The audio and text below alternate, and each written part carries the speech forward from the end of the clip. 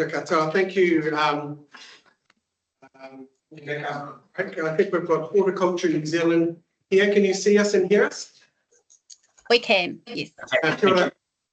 We apologise for the delay, but we just had a lot of questions for our previous submitter, and we'll afford the same license to you as well. We've actually got quite a big day, so not really pushed for time. So, feel free to take your time in presenting your solution.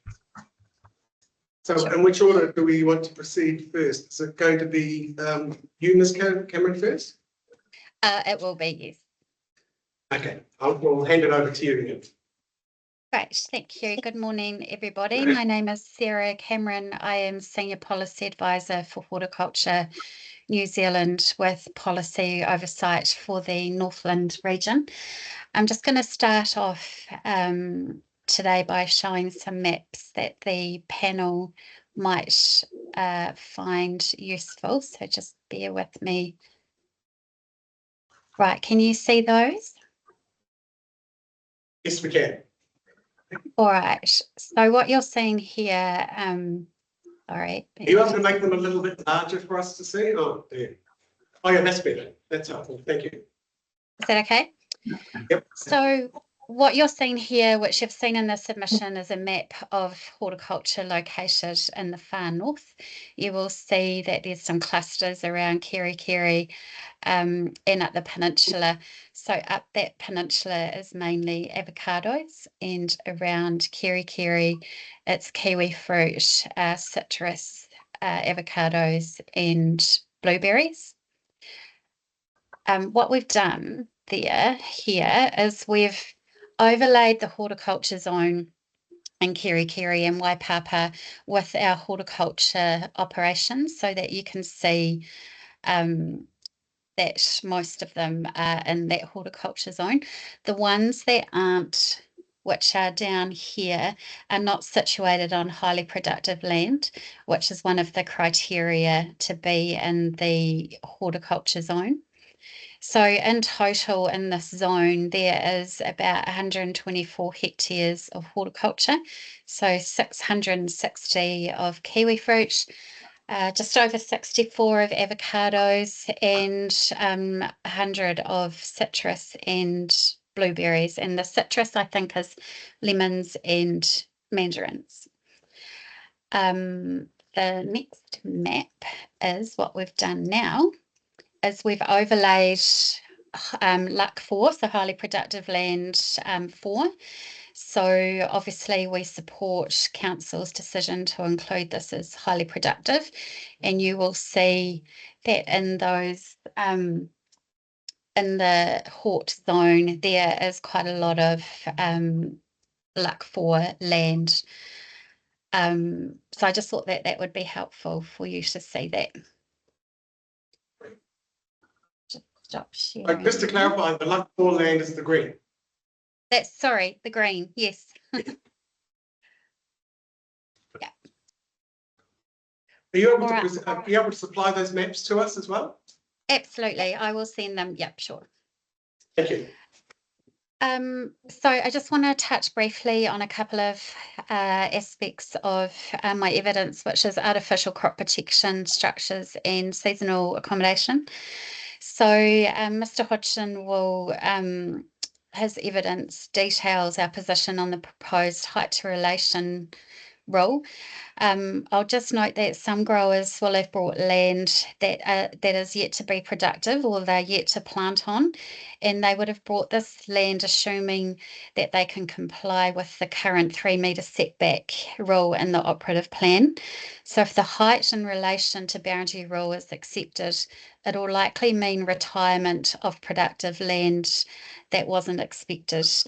And we're just not sure whether council has undertaken any type of economic impact into what that would look like in terms of loss of productive land.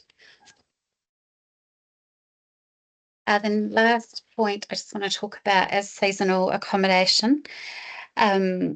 So the proposed rule is that it is located in the same land used for that operation.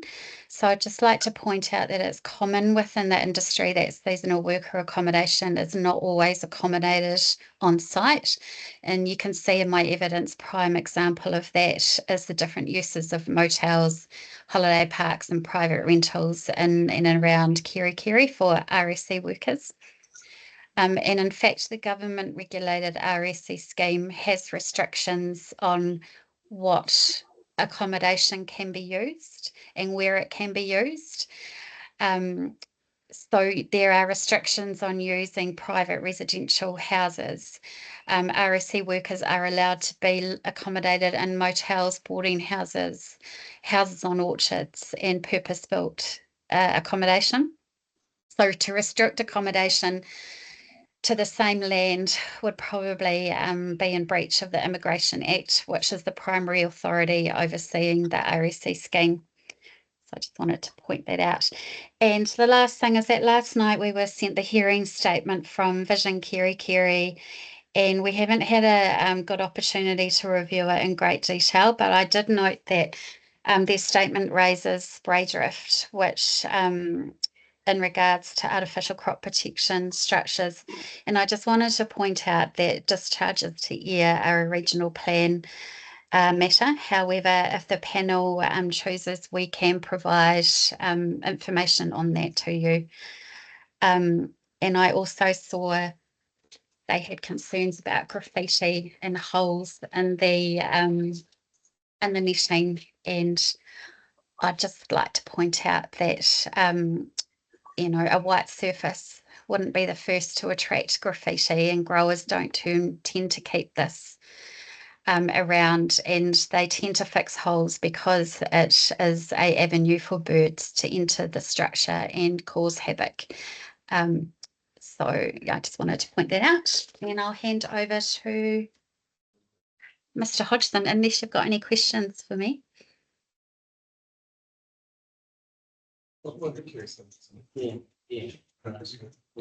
Yeah, just a question, Sarah, just on the artificial crop structures. And we heard a presentation from Vision Kerikeri and them yesterday, and I would suggest you do need to look fairly closely at some of the things they say. But they were saying to us that you don't need to have artificial crop protection structures, that you could carry that out with planting.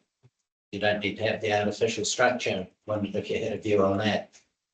So that's in terms of spray drift. So artificial crop protection structures are used predominantly as a weather mechanism. So to protect the crops from adverse weather like hail, wind, while they are also used to mitigate spray drift, it is netting. So there is the expectation that spray drift does pass through, although not at 100% levels.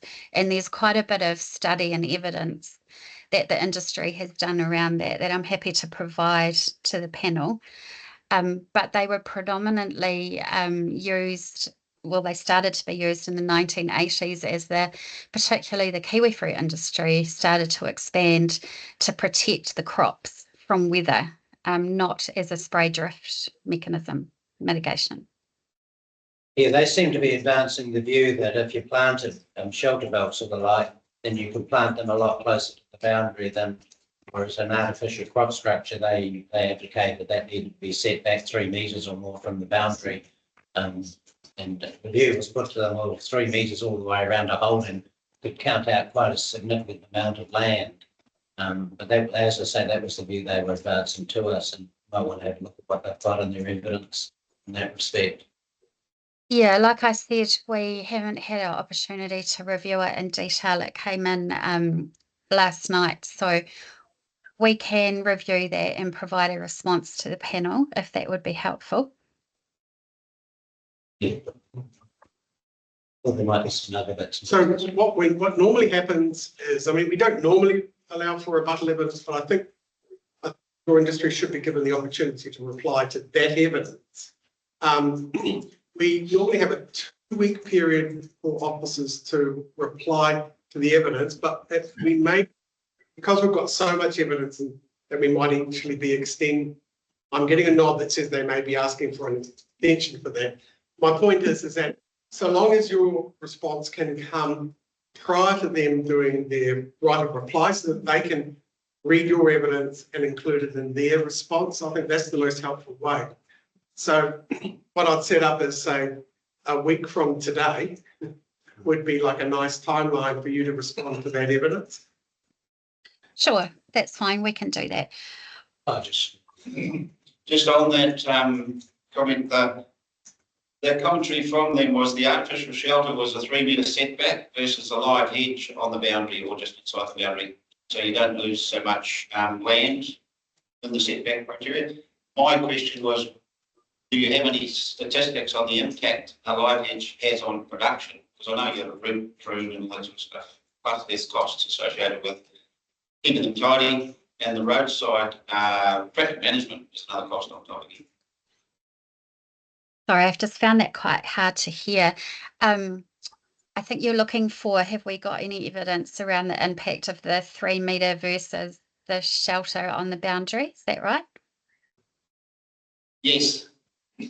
Yeah, so we've got industry evidence on the economic impact on setbacks. So I think we've done that up to 5 metres. It's a bit tricky. So we're talking about two different things. So artificial crop protection structures are mainly used as a way to protect the crops from weather.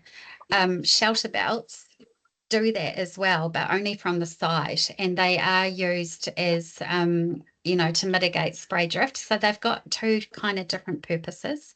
So if you had shelter right up to the boundary and you didn't have artificial crop protection structure, then your crop is still exposed to the elements of the weather, like hail, for example. There's been examples where crops have been devastated that don't have overhead protection due to hailstorms. So they do serve two different purposes. Is the overhead protection a standard feature of your artificial structures, or is it a discretionary thing for particular crops?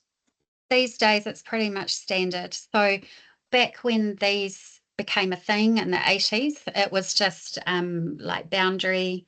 It was just a boundary shelter. But as time and technology has moved on, you will see that these orchards are completely enclosed by these structures. And the top is generally white, so it allows UV to penetrate the orchard, and the sides, depending on where it is located, is generally dark green or black cloth. So you're saying the top is white normally? That's right. But not necessarily the sides? Depending on where it's located, like if it's an internal boundary on your property, it's probably white, but if it's on a roadside boundary or another boundary, we tend to use dark green or black cloth. Because that was another concern they had, was for the colour of the cloth. They were advocating that it should be all black cloth, no greens or whites, and I guess no reds like Tasman example. I'm not sure why just black. The dark green is like dark green, and I guess, yeah, the manufacturers of this product make dark green. I don't think either one matters. Like, I don't know why predominantly black would be. If you had a look at their, what they did was they presented a photo of their evidence of a particular bright, shiny green cloth. And it seemed to me that came down to the difference between bright green and dark green. But that was what they raised. Yeah, I mean, it could just. Yeah, we'll give, as I say, we'll give the opportunity to give a proper response. But thanks for those initial comments in the first instance. Sure. Right, so back to your statement. Is there anything else you want to add? Not from me, thank you. Okay.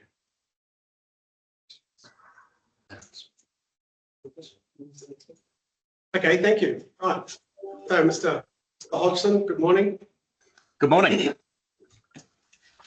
Thank you. Yes, obviously I won't read my statement, and yeah, we can probably progress pretty quickly to questions on my evidence. It's a pretty interesting topic, obviously, and as you would have seen from my evidence, the style was really to look across a number of other plans that I was reasonably familiar with, where the issues that my evidence covers in terms of sensitive activities in the rural production zone, artificial crop protection structures, and seasonal workers accommodation are matters that are, that have been or are being dealt with through other planning processes right across the country. And as you would have seen from my evidence, there's inconsistency is how I would describe it, and how things have landed in various parts of the country. But yeah, invariably these are obviously important issues for the horticultural sector. And in terms of that evidence package, yes, you would have seen that I've covered sensitive activities in terms of Hort's submission on visitor accommodation and educational activities. And as expressed in my evidence, I agree that a maximum guest occupancy in terms of visitor accommodation and the control on the numbers of students in terms of an educational facility is a helpful control in terms of the scale of the activity in the rural environment, potentially to address reverse sensitivity effects. But I've also considered that extending the internal boundary setback for visitor accommodation provides that greater protection for primary production activities. As I've said, it's certainly reasonable to expect those types of activities in a rural environment, the Airbnbs, etc. But they are sensitive activities by definition, and my suggestion of extending the setback obviously is not then a prohibition on those activities. They would be put through a consent process if they were to not comply with the 20-metre yard setback that Hort has sought in their submission for those activities. Secondly, artificial crop protection structures, obviously a necessary activity to enable primary production activities, and I've suggested some amendments to the rule structure that would enable those benefits from this activity, this primary production activity, to be enabled, while responding to the sensitivity associated with residential units. And that's been the approach that you would have seen in my evidence that has tended to be followed through plan reviews recently around these things. It's looked at where is that sensitivity relative to artificial crop protection structures. It is the residential units, and a particular treatment can be applied around those residential activities, those existing residential activities, to set these structures back further, control the colours, etc. And in my evidence there, I've covered off where, or the issue of introducing a height relation of boundary requirement for artificial crop protection structures. It's not something I've seen elsewhere, and it would have a significant impact in terms of the usability of these rural production and horticultural zone units. A height relation of boundary requirement extends the yard setback on the eastern and western boundaries to effectively 4 metres for a 6 metre high typical artificial crop protection structure, and almost 6 metres on the southern boundary. So that needs to be considered, obviously relative to the intent of both the rural production zone and the horticultural zone, and other outcomes of sort, maximising the productive capability of highly productive land, for example. And you've already obviously put some questions to Sarah in regards to the economic impact or lost production of yards in the rural production zone. And thirdly, my evidence covered off seasonal workers accommodation, a supporting activity in terms of the national policy statement for highly productive land. So I was not supportive of the control proposed in the plan, or in the section 42A recommended changes to exclude seasonal worker accommodation on highly productive land. They naturally need to be there. I've worked on a couple from a consenting perspective. They are an activity that is a supporting activity that needs to be close to the action, as it were, close to the orchard. This plan provides a scale limitation by nature of no more than 10 workers. So the size of the building is effectively controlled for that use. And I just don't think the seasonal worker accommodation is the risk to highly productive land that other activities that are not supporting activities for land-based primary production might be. Yeah, that's it really. So yeah, look, happy to go to questions and yeah. So you can. Yeah, hi Vance. Just the artificial crop protection structures. I just wondered if you're getting too caught up with sort of, conventional approach of getting into sort of yard setbacks and height in relation to boundaries, etc., etc. It just seems that I know it's responding to a concern or the like, but I don't know. I just find that starts to make the whole rural production activities a bit complex when you're having to deal with a number of controls like that. And I would have thought there's a greater acceptance in the industry that people could proceed, one way or another with an absence of those sorts of controls. They're almost introducing residential interface type control into the rural production area. Do you have a comment on that at all? Yes, absolutely. I mean, that's the traditional use of an HRB rule is in, an urban situation, controlling obviously sunlight angles and dominance of buildings. It's not common to see these types of controls in a rural environment. They have started to come in the most recent sort of reviews and generations of plans to control buildings. But yeah, these activities, these artificial crop protection structures are, from my perspective, I mean, they're part of the rural environment. They are common and actually part of the character. And as I say, my recommendation is that it is reasonable to deal with the interface with a sensitive activity in the rural environment. I mean, our rural environments have changed dramatically, really, in 30 years of the RMA. I mean, we've seen, fragmentation of our rural environment through rural subdivision regimes, sensitive activities, locating those environments. Our rural environment's been attractive for countryside living because they've become more commutable or more options to work from home, and they're obviously very beautiful environments. So yeah, there's a lot of challenges out there, and I acknowledge that, and coming up with that right planning response can be tricky. But in both the rural production zone and the horticultural zone, when I read them and I read the objectives and policies and I read the intent of those environments, and I overlay, the regional policy statement for Northland, and I overlay the NPS for highly productive land, these controls can really limit that productive capacity of those rural environments. Yeah, your suggestion is that one with the diagram with the red, the red colour and the blue colour at the light. Is that correct? So that's correct. That's an advice. It's an exception to the provision to take account of existing residential dwellings. So it's probably a reasonable compromise in terms of adopting the control like that, but then taking on board some of the concerns of vision kerry, that takes account of existing dwellings at least alongside it. Is that the intent of it? Absolutely, and that's a snip of the diagram from a consent order that Waikato District Council signed with the Waikato District Council about 6 months ago, I think, dealing with exactly the same issue, responding to that sensitive interface. Okay, thanks. Yeah, thanks, Vance. Just two questions from me. Firstly, on that diagram, would the outcome look a bit funny? You're stepping in, you got the structure going along on the boundary, then it steps in, and you got like a missing tooth kind of thing. Yes. Could it be the height rather than the setback that's an answer to it? I mean, there's a combination of both there, I think. The 6 metre height works in with this standard. And you're right, it might look a little bit funny, and it becomes a more of a challenging, structural response from the grower rather than a nice linear, strained off artificial crop protection structure. But yeah, it's right. It provides that good depth of setback. It's actually larger than the 3 metres that is proposed in the plan and the HRB, so it provides a good setback. Yeah, and I can understand. Sorry, you go.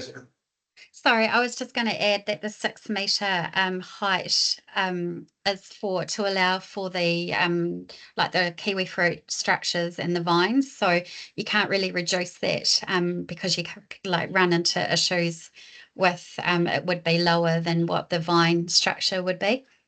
Yeah, understood. Thank you. It'd be interesting to know if there's any of these sort of situations in the in situ. Has this been done? Can we see any photos of this approach, or is this brand new, given that it's just gone into the Waikato plan? Sarah, might be able to dig some out. We'll have a look around. Yeah. Yeah, although this is an Environment Court consent order issued in the last 6 months, isn't it, Vance? So, Yeah.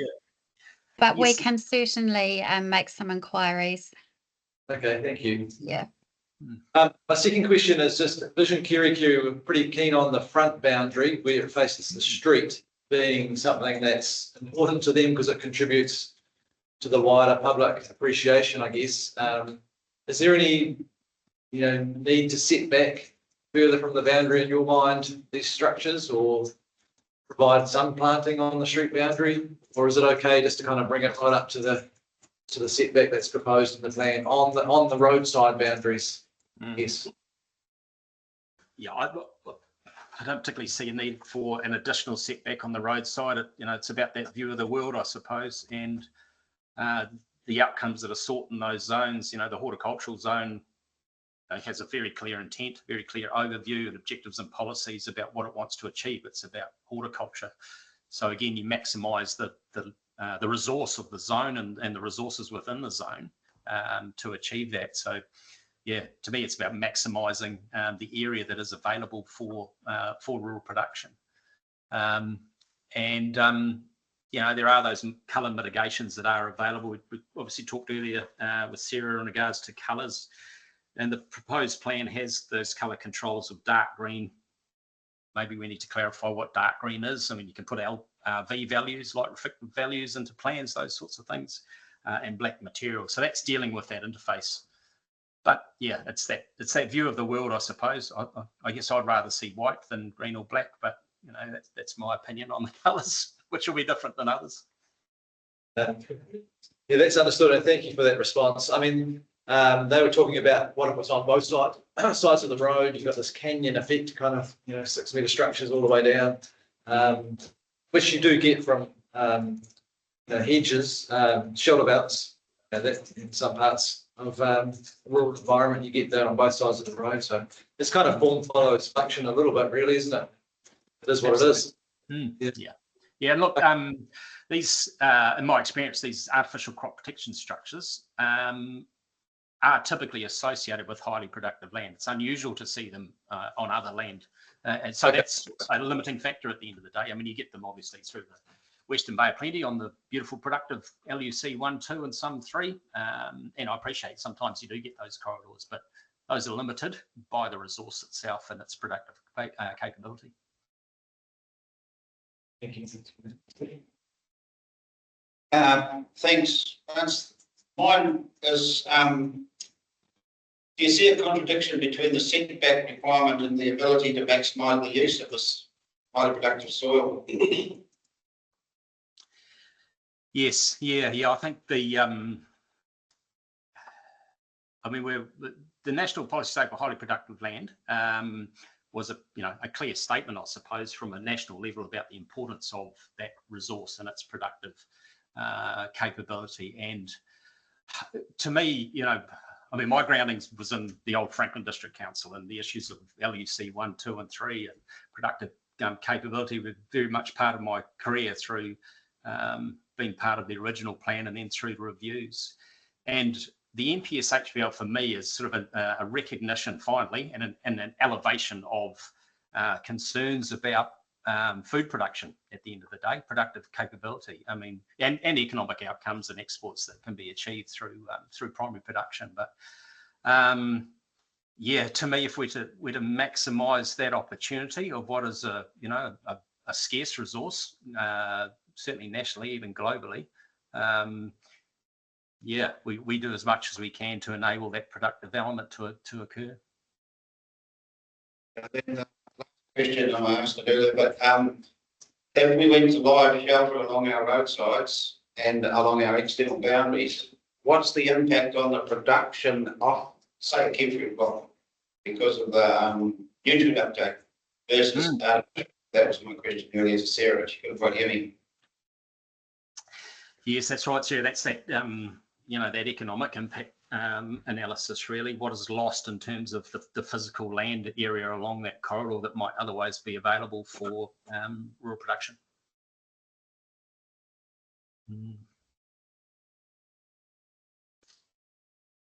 So I don't have that data, Sarah, but you've got some data. We do have some data that was undertaken for Plan Change 1 in Waikato for a similar issue. And it talks about the retirement of land, the economic impact up to 5 metre setback for kiwi fruit orchards, I believe. We can send that to you if you want us to as well. Yeah, that'd be great. Thank you. Sure. Yeah. Mr. Hodson, yeah, I acknowledge your comments about height relation to boundary being an urban standard that sort of now creeped into the certainly horticultural production. I suppose exploring the purpose of height relation to boundary controls. I mean, in urban circumstances, they're primarily about 3 things, I think. Dominance, shading, loss of access to daylight and sunlight, and privacy. Well, I think we could sort of scratch out privacy. We don't think there's a privacy issue with these artificial structures, but it would seem to me that the purpose for that standard relates to shading, light, and dominance. Can you give us some comment as to what you think about the merits of that approach in terms, if we accept that rationale? I would agree, you know, in terms of the residential element, and that's where we tend to see in relation to boundary rules in an urban context being applied. You know, it is about that sensitivity of that residential element to those elements of, as you mentioned, privacy and dominance and sunlight. And my suggestion through my method is that, as per that Waikato District Plan consent order, we can deal with that interface of the residential activity, that sensitive activity, and the artificial crop protection structure. But I don't particularly see the rationale of then applying an HRB control across the entirety of a rural unit on all of those boundaries, because those rural production units may well and probably will in this zone adjoin another rural production unit. So the sensitivity is not there. And Sarah might be able to comment more in terms of the lighting issue or shading issue, but you know, artificial crop protection structures aren't there to stop light passing through them at the end of the day. You know, they are obviously mechanisms to enable plant growth. So yeah, particularly with white cloth, you know, you don't really get the shading, but it's when the darker cloth is used that, you know, the shading becomes a little bit of an issue, but not significantly. So it all depends really on where they are placed and what type of colour cloth they use. Right, so that would be a potential argument for the use of white or lighter coloured cloths on the vertical parts of the shading as opposed to the brightness of it. That is to allow, obviously, to grow the crops, you've got to allow some light, right? That's right. That's right. And so, you know, the industry's preferred option is to use white cloth on all surfaces, but there is a recognition that, you know, there is an amenity concern. And so we've kind of moved away from white cloth being on all surfaces, but it is our preferred option, obviously. And so, yeah, it's a bit of a toss-up. Do you allow a lighter surface to alleviate that shading, or allow a dark surface, which, you know, accounts for amenity? So,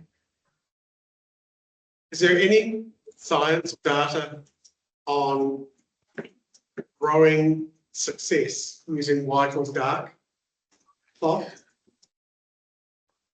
I will have to come back to you on that. I'll check with Cesbury and come back to you on that. Okay, if that is available, that could be helpful. Yeah. Okay, thanks. No further questions from me. One more. Wasn't really arising, but Sarah, just from your evidence, your paragraph 38 talks about the definition of farming. We haven't really talked about that today. But you want to remove word processing from that definition. Is that still your request? Sorry, bear with me while I review.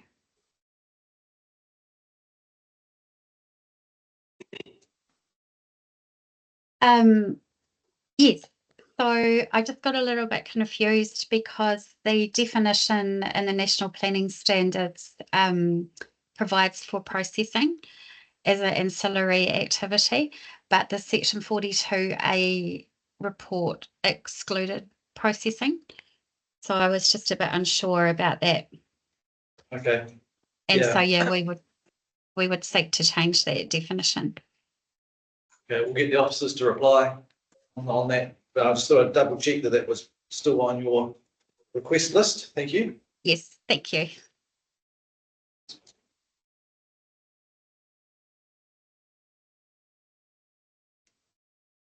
We might have a question of clarification from the officers, so just give me a moment. Sure. Just wondering whether there is any information as well to help the panel around perhaps light the impact of the difference between perhaps a solid tree shelter belt and some of the artificial light structures with a view to how much shading effect might occur. Right, so the point is, it's not potentially a matter of what colour cloth it is. If you go to vegetation, does that create UV growing problem as well? And potentially, which is in terms of the interface as well, Yeah. which would create a more shading effect on And the shading. the adjoining habits. So feel free to factor in vegetation to your further assessment. Probably. Yep, good, Sure. good question. Thank you. Yeah, it's a good question. So a little bit of homework to do. Yeah. Again, if you could do that within a week, that would be greatly appreciated. Sure. We could allow a little bit of slippage, but let's just try and see if a week is good enough. I don't see any issue in getting that to you within a week. Okay.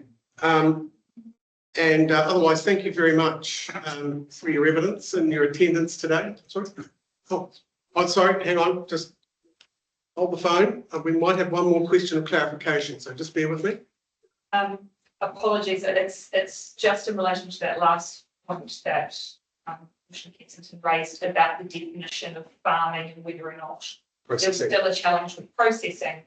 And there was a reference made just then to the National Planning Standards definition of farming includes processing. So I was just quickly checking, and the National Planning Standards don't include a definition of farming. That is a definition that's put forward for the PDP. The National Planning Standards do include a definition of primary production, which does include processing. And so, apologies, I was the mistaken. definitions that, so it's just potentially when they are responding as part of that, bearing in mind how the 42A report has actually stepped down from primary production and then taken farming and had those activities as subsets of primary production, and just factoring in that hierarchy when they're responding to that question. Okay, thank you. Yep. Yeah, no, that's what's in your evidence, Ms. Cameron. So that's consistent with that. I guess as a follow-up question, staff, perhaps, what is the definition of primary production in the plan, or is there no definition of primary production in the plan? Then there is a definition of primary production, but it's exactly the same as the national. Same as the National Planning Standard. So, and then farming is a subset of that, but it's excluding processing. So there might be a little bit of a mismatch, perhaps. I don't know. So something to think about. I will respond to that. Yeah. More clear in the right reply, but there was an intention to make a distinction about where farming fits in the hierarchy, because of part of responding to the NPHPL and how it focuses on land-based primary production, which when you read that together, that's effectively farming plus forestry as land-based primary production, and land-based primary production is so that's some of the thinking behind it, where farming is used in the rural chapters. It's used deliberately, so we don't have to say agricultural, horticultural. It's to capture the actual activities that you're growing. So then when you combine farming and forestry together, that effectively makes the definition of land-based primary production. So that's helpful. So it's being able to include forestry in that whole mix and not having that I can see that. And so then in terms of where the processing comes in, then that would fall to also another national planning scheme, this definition of rural industry. Yes, okay. Did you follow that, Ms. Cameron? Sort of, yes, sorry, the sound isn't the best. That's okay. The upshot of it is that it's going to be included in the council's right of reply. Oh, good. Okay. Any other questions? No other questions or clarification? This is good, I've encouraged it. Okay, well, again, thank you very much for your evidence, your attendance, your really good answers to our questions. This evidence is really, really helpful to us. We're hearing all sides of this argument during this hearing. It's really, really good to get horticulture's perspective as well. And we look forward to the further information you're going to provide us. Wonderful. Thank you for your time. Thank you. Thank Thanks. you. Bye.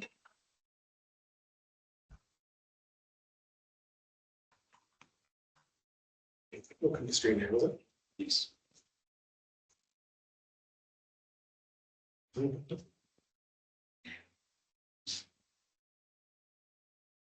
Okay, so we move on to our. Oh, yes, right. So, Mr. Hodgson, you stay put. And we welcome Hannah Ritchie. Hello, Ms. Ritchie, can you hear us? Yes, I can. Can you hear me? See the New Zealand pork sign behind you, so we know who you're here for. Do you want to lead off the presentation today? Yep, sure. Thank you. So first of all, thank you for the opportunity to speak, and apologies that I can't be there in person as much as we would love to be. We are, we're quite a small organisation and just don't really have the resources to get about as much as we would like to, but I'd really appreciate the opportunity to present online to you today. Look, our submission focused on a few different issues relating to pig farming and the proposed plan, but there's, I want to keep this brief today to allow some time for questions. So there was just one area that I sort of wanted to focus a bit more attention on for the panel, and that was the way the plan addresses sort of reverse sensitivity and the use of setback distances between intensive primary production activities, including pig farming, and sensitive activities in the proposed plan. So look, in my experience with New Zealand pork, reverse sensitivity issues are probably the biggest resource management issue that pig farmers face. And it's particularly exacerbated by this increase that we've seen over the last few decades in rural lifestyle development and urban encroachment into rural areas. And there's a couple of examples, one of which I wrote in my evidence statement, recent ones of farmers that have received hundreds of complaints within a sort of a 2-year period when a new neighbour has moved in. And for the most part, these complaints are not substantiated as being in breach of any rules by the regional council, but the nature of the complaints and the sheer sort of intensity of it has a real effect on the farmer, on their mental health and on their ability to actually continue to operate in those areas. So it's something that we take an active interest in district planning, even in areas that don't have a lot of pig farms. We're looking for planning tools or frameworks that address these reverse sensitivity issues and that allow pig farmers basically to continue to farm. So just in terms of the framework of the plan for intensive primary production, we're comfortable with the restricted discretionary activity status that's proposed for new intensive primary production. And we're comfortable with the use of minimum setback distances to existing sensitive activities as a condition of that rule. And we also support the recommendation of the Section 42A report to include minimum setback distances for new sensitive activities in relation to intensive primary production. So this was something that was overlooked, I think, in the plan that was notified. We addressed it in our submission, and the Section 42A recommendation was to accept that submission and introduce setback distances for new sensitive activities. So we're very much in favour of that as an appropriate means of reducing reverse sensitivity. But setback distances, sort of a general comment on them, they're a very good starting point to address potential amenity effects, primarily odour from pig farms. However, they don't account for all the different variables that contribute to the potential amenity effects, or the type and the intensity of amenity effects that you might get from a new farming operation.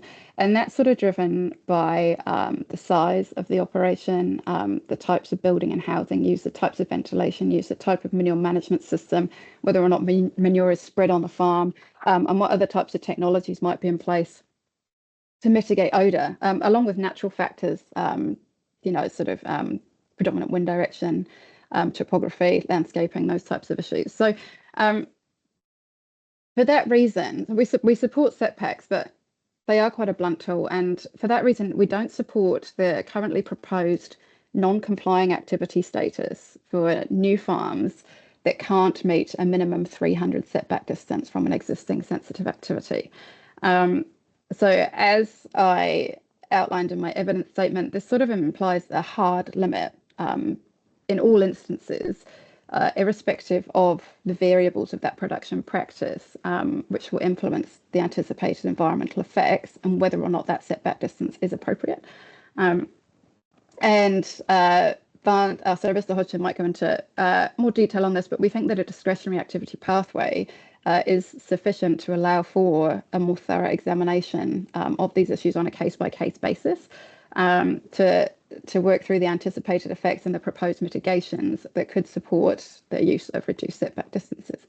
Now, the Section 42A report for the rural zones states that intensive primary production activities located closer than 300 metres to sensitive activities is not a desirable outcome in the zone. That's quite a sort of a firm statement, and that's the reason for maintaining that non-complying activity status. So we requested in our submission it be changed to discretionary, and that submission point was rejected on the basis it's not a desirable outcome for that to happen in the zone. However, as currently written, new sensitive activities have a pathway to locate closer than 300 metres to existing pig farms as a restricted discretionary activity. So the issue that we find with this is that it's then creating a discrepancy that favours sensitive activities in a zone that's intended for rural production. The way I read it is at odds with a policy and objective framework that seeks to protect rural production activities and prevent reverse sensitivity as specific issues that are addressed in the objectives and policies. Now, as an industry, I think we understand, and I probably understand better than anyone, that pig farming can create effects that need to be managed. There's no doubt about that. We work with farmers to try and provide those good environmental outcomes and help them address odour and other amenity issues as much as practical. And that includes, especially for people living next door to pig farms. That's important for us. It's important to the farmers. But in doing that, we're really looking for a balanced approach to how pig farms are managed and how environmental effects are managed, including consistency in the application of setback distances between sensitive activities and intensive primary production, and a reasonable consenting framework for intensive primary production activities in rural areas that can address the nuances of individual farm operations to assess what the right type of sort of mitigations or control might be to bring effects within an acceptable level. So Mr. Hodgson in his evidence has provided examples of other planning frameworks from around New Zealand and how they manage intensive farming. There is one recent addition since we submitted our evidence, which is the draft Tararua district plan, where intensive primary production is a permitted activity subject to meeting setbacks and a restricted discretionary activity where setbacks can't be met. So I can hand over to Vance, or I'm happy to take any questions on that before I do. Okay, thank you. I just want to see if we've got questions arising out of your presentation. Yeah, thank you. Okay, what we'll do is we'd like to hear from Mr. Hodgson as well, and then we'll ask questions of both of you at the end of that presentation, if that's okay. Great, yes, sort of meat and three veg from me today. So in terms of my evidence, Hannah's covered off those areas of interest to New Zealand pork. And my evidence is that I don't land on a non-complying activity status for an intensive primary production activity that failed to meet the prescribed standards. And as Hannah's just outlined, I consider a discretionary activity status to be wholly appropriate for those situations, and also reciprocal in terms of a new sensitive activity that might be locating within that 300-metre setback from an existing intensive primary production activity. I think that discretionary activity status obviously can be, an application can be declined, but it provides that robust assessment of all elements of a proposal. It's unfettered in terms of the assessment. I guess it's not clear to me why 300 metres might be a hard limit, which is how it is prescribed in terms of a non-complying activity status. There are so many variables in terms of the numbers of animals, the production system, such that, I certainly believe the discretionary activity pathway is wholly appropriate there. Like Mr. Ritchie, it's been my experience with intensive primary production that and sensitive activities, the concerns have mostly been odour related, less so issues with noise, which were the two effects that the Section 42A report writer had identified. And I guess I've been lucky enough in this role with New Zealand Pork is that I've been able to visit a modern pig farm last year, and actually as a student planner I used to work on a pig farm over the summer holidays, so have this experience between older systems and new systems, and they're vastly different. I mean, older systems had feeding systems that associated a person with the food for the animals, and that resulted in a heck of a lot of noise and trouble, whereas modern farming systems have direct feed to the pens of pigs, and that avoids any significant noise. That farm that I visited last year was a 3,000 head unit in Waitaki. We visited that on the way to the Waitaki District Council to talk about these sorts of issues. Walked through the sheds with dust suit on over the top of a business suit. Did not need to shower afterwards. The odour was not significant, and as I say, noise wasn't an issue. So setbacks, obviously, again, a useful tool applied the right way. And I think in this circumstance, if we have a 300-metre setback that's reciprocal between the intensive primary production activity and the sensitive activities and a discretionary activity status for non-compliance, I think we've got a pretty robust planning framework.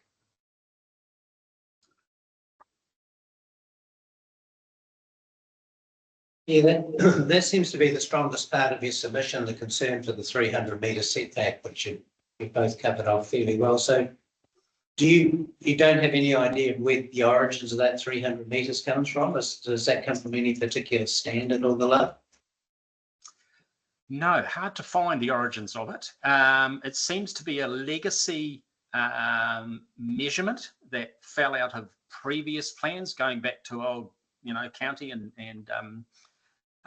city plan days. And there's inconsistency in that as well, as you've seen from my evidence. Some plans have a lesser or greater setback. Don't know. Hannah might be able to provide some wisdom on it. Yeah, we've been doing a little bit of digging into this, and there is old dairy effluent pond standards which use 300 metres as a minimum setback as well.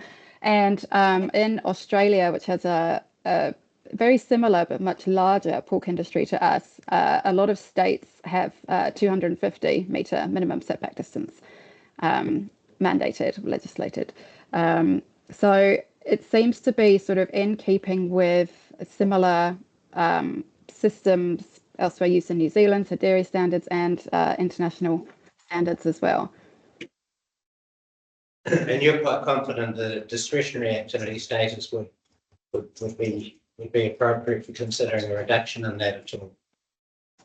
If you were looking at a reduction, I mean, what are the factors? I mean, you've talked about the size of the establishment. What are the sort of the factors that the industry or an operator would introduce to potentially mitigate the impact of a reduction? I think from my perspective, as I said in my evidence statement, because there is a definition for sort of domestic pig farming or sort of home pig farming, which is 6 sows or less, anything that's more than 7 sows then becomes subject to these rules. And a 7 sow pig farming operation, you would expect to produce very, very minimal effects of any kind.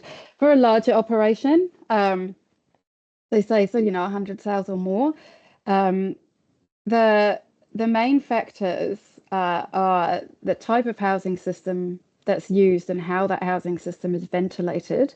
So some older piggery buildings will have open ventilation where they're just sort of open sort of big windows in the concrete. And obviously they're not that great at managing odour, but modern systems generally tend to be a lot more enclosed and have sort of biofiltration and those types of things to manage odour emissions from the building. And the other really important one is manure management. So you'll get some pig farms that will have long-term storage of effluent in uncovered effluent ponds that can be a significant source of odour if they're not operating efficiently. And the other one is for farms that spread raw piggery odour on their own land. Raw piggery effluent on their own land. So raw effluent can have quite a strong odour. And even the way in which the effluent is applied to the land can affect the potential for odour. So for example, spraying will obviously produce more sort of aerosol particles into the air that can travel. Direct soil injection is a really good way to mitigate odour from effluent spreading. So all these types of things, but yeah, particularly building construction and size and what type of manure management's happening on the farm. Because some farms will only store manure for 1 or 2 days. It gets sucked out and taken elsewhere for spreading. So those you would expect to have very minimal odour emissions. Thanks. That's a comprehensive response. Thank you. So, sorry, one element that I should have highlighted is, of course, the discharges to air from a new intensive primary production activity would be a discretionary activity under the Northland Air Plan. So a consent would be required from that council as well. One question from me. I understand your rule change from non-compliant to discretionary. So that's rule 3. I understand that. And then your other request is to make the standard, which is SX at the moment, go from restricted discretionary to discretionary. None of the other standards have that sort of jump. They all go to restricted discretionary. I understand why you want it to go the next step. Is there a consistency problem there, or is it not something to worry about? I don't think it's too much of a worry in terms of the structure of the plan and this particular issue. Yes, there's certainly other plans that apply a restricted discretionary activity status for non-compliance of an intensive primary production activity with these standards. We've seen that, and actually we've been through hearings and decision-making processes around the nature, the structure of the right matters of discretion in that circumstance. Yeah, I mean, here, this plan, I mean, to me, it naturally falls to be discretionary. This is a district that, certainly from a pig farming perspective, doesn't have a lot of pig farming activity, maybe some that comes into the future as our rural production systems change and become more indoor or intensified. So I guess a discretionary activity is probably more precautionary, and yeah, I don't have an issue with it here. That's helpful. Yes, a couple just for clarification for me. I noticed we've talked predominantly about indoor. What about, it's also refers to outdoor production, but the rule seems to focus on the discussion around the shedding buildings and the effluent management. In an outdoor situation, you might have sows that are free ranging that have a small shelter they would go to. Would that impact on that building also, the 300 metre? That's a good question. And usually the way sort of intensive and extensive is defined is how the animals are housed in those buildings. So if they're free ranging, but they've got a shelter they can access, from memory, I can't remember the exact definitions, but from memory, that wouldn't meet the definition of an intensive farm. So I think it's where animals are confined in a building or a structure or a shelter that would be the definition of an intensive outdoor farm. Where animals are free ranging and able to access a shelter, which they are on free ranging farms, that would be considered an extensive pig farm, and therefore wouldn't be subject to those rule requirements. It would be subject to the rule requirements of farming or primary production or whatever the general rule is that encompasses sort of pastoral farming. Thank you. And the second one, you referred to sensitive activities being able to set up closer than the setback required for this is a pork problem. How do you see that? What's the issue there? Sorry, I didn't catch that. The microphone cut out. Could you repeat the question? Oh, sorry. So sensitive activities, you referred to setback. A sensitive activity could set up closer than the 300 metre setback to an intensive operation. Yeah. What's the issue there? Well, the issue is that, as I said, setback distances are a tool to be able to mitigate and reduce odour. If they're seeking to locate closer than that, then there is a risk that reverse sensitivity issues will increase. It's not saying, as Vance has said, if we seek a discretionary activity status for that, we're not saying that can't happen. But what we would want to see is based on the nature of the existing pig farm. So, for example, it could be a pig farm that's been there for 50 years. It's got older systems. The odour isn't so well controlled. What would be the impacts of a property locating closer than 300 metres to that pig farm? And are there mitigations that property could put in place? For example, like plantings, like boundary plantings, or other things that they could do to reduce the potential for reverse sensitivity issues. Yeah, that would be the primary concern. I mean, that's what happened. The example that I gave in my hearings evidence of a farm in Selwyn. This farm has been operating for sort of 40 years and the structures are pretty much 40 years old. So the odour isn't always that well contained, or as well contained as you would expect it to be on a more modern pig farm. And therefore the risk of properties locating closer to it and causing these reverse sensitivity issues become greater because it's harder for that farm to control that odour. Thank you. I haven't got any further questions. I think all the questions that I was interested in have been asked and your answers have been satisfactory. So nothing further from me. Any questions or clarification? Oh, yeah, I just had one more, like we did last time. The definitions. You've got a suggested change to the definitions. Ms. Ritchie, in your paragraph 41, you talked about some tweaks to the definition of intensive outdoor primary production. Yes. In particular, the E clause there. Do you want to talk us through that? Yes, I do. And I apologise. I only noticed this morning when I printed off my statement that I discussed our good management practices for outdoor pigs as being appended to my evidence, and the version I submitted doesn't appear to have it appended. So I will send that through for your reference. But yeah, it's essentially, it's just a bit of a grey area as to how permanent vegetation would be interpreted within the plan. So the current clause is that extensive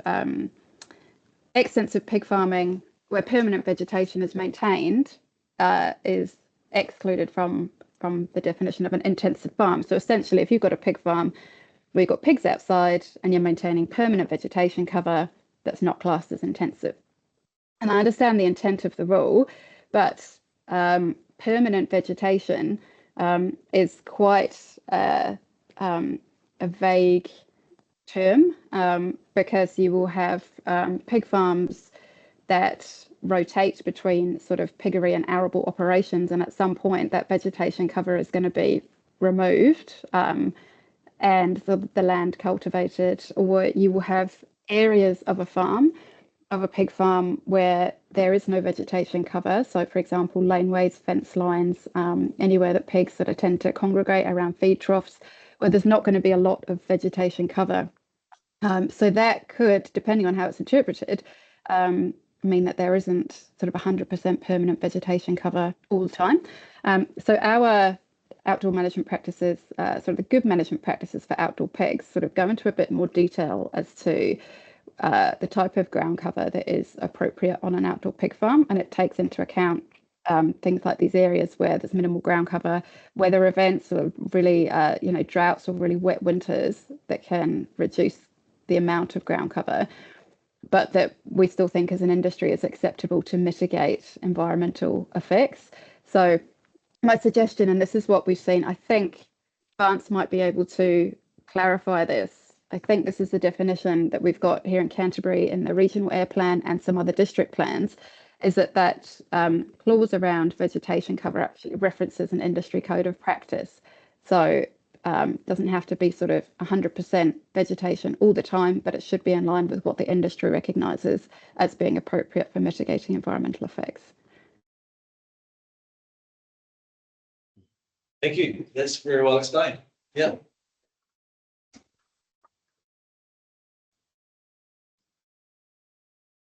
I potentially have rather than a point of clarification, maybe a statement that might be helpful to the voting panel screen here. This is some of the thinking. Like where my section 42 report recommendation ended up. Some of the observations about the activity status and all the setbacks being restricted discretionary across the board. That is what drove it being restricted discretionary, or it was initially a consistency issue. In saying that, the intention of introducing a reciprocal type structure was to make them genuinely reciprocal. So I do understand the position that they're coming from, that it does make sense, particularly in your rural production zone, where this is the type of primary production activity that should be more encouraged, that you would make those things match, would not prioritise the sensitive activity over the actual primary production activity. So that is the area I'm looking at. Am I right with that? Right. Just for clarification there. I do have some concerns potentially about suggesting the definition. The definition that I included in my section 42 report was based off the NZ Court submission moving at the time. So the reference to the industry code, as I understand it, was something that was requested in the submission. My attempt was to respond to what the industry was requesting. So that potentially may have changed since the time of lodging the submission to now.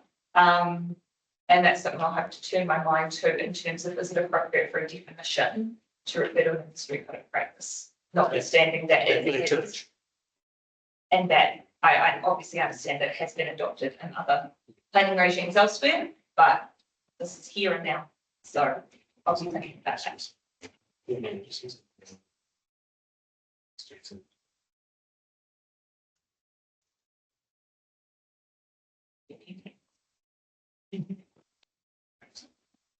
Oh, sorry, just one other question. Is the piece of the missing appendice to this Richie's evidence, is that the standard that will be referred to in the definition as requested, or is it something else?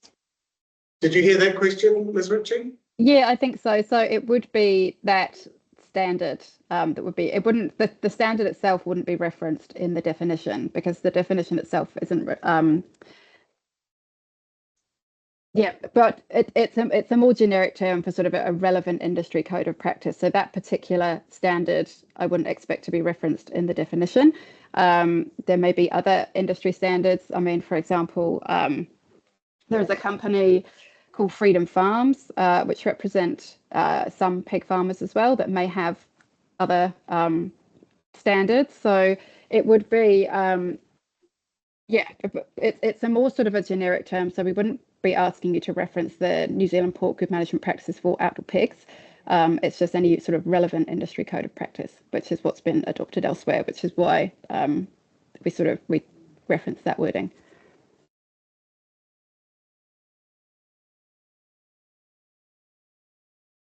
I'll respond to that in my right reply as to whether or not I think that actually a generic reference to any industry code of practice is sufficiently certain for identity. I think you could probably take a direction on this panel that we don't favour that. We've seen enough examples when those standards have changed.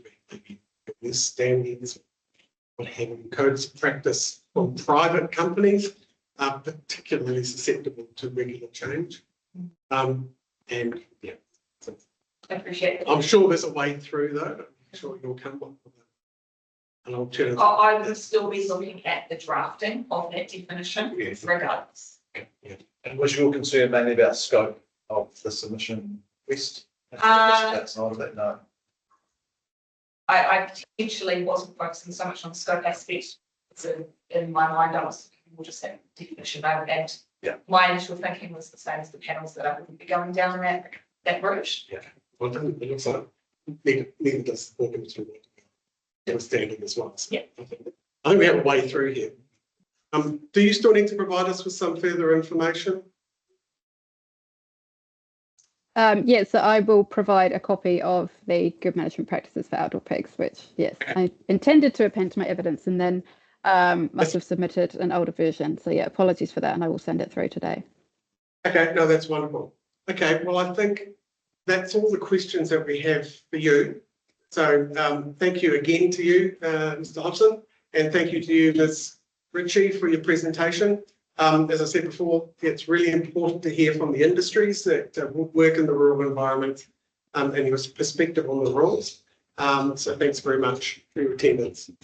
Thank you. Thank you all. And I think that takes us nicely to the lunchtime adjournment. I think we're actually free till about 2 p.m. Correct. Yeah. So we can have a sort of swim. Oh, Yeah. Swim. So now, so it's